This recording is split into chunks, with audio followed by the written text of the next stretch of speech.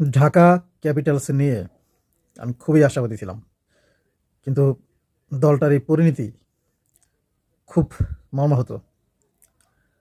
মোটামুটি সাব্বির রহমান, থিসারা পেরেরা, তানজিদ হাসান, তামিম, লিটন দাস মোটামুটি কিন্তু ভালো টিমই ছিল। তবে বলারের ক্ষেত্রে মোস্তাফিজুর রহমান আছে, মুকুদুল ইসলাম ছিল, কিন্তু নাজমুল হাসান উপজে হোসেন সে কিন্তু খুবই মার খাচ্ছে, ভালো বল না। আমার মনে হয় স্পিনার একটু ঘাটতি আছে, পেসার দুজন।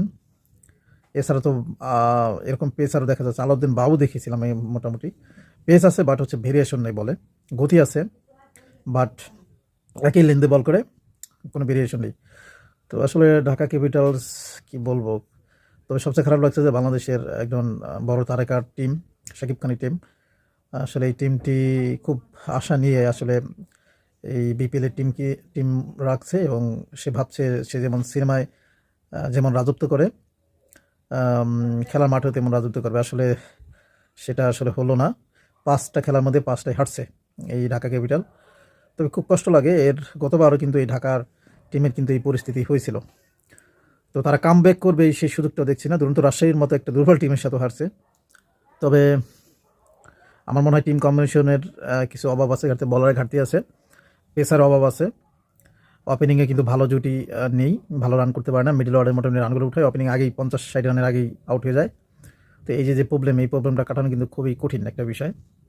তো যতটুকু করছে ততটুকুই আর কি বলবো। তবে শাকিব খানের জন্য খুবই খারাপ লাগছে যে শাকিব খানের মতো একটা মালিক, তার দল, সে কোটি টাকা খরচ করে একটা থিম সং বানাইছে। তো সব মিলিয়ে আসলে মানে বিষয়টা খুব কষ্টকর। তবে বাংলাদেশের উচিত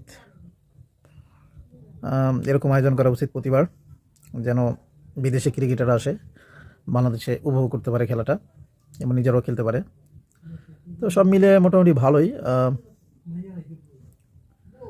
বিপিএল খেলা হচ্ছে। তবে আমার কাছে মনে হচ্ছে রংপুর এবং হচ্ছে বরিশাল দুই টিমে যে কোনো একটা টিম হচ্ছে কাপ নিতে পারে। সবাই ভালো থাকবেন। আসসালামু আলাইকুম।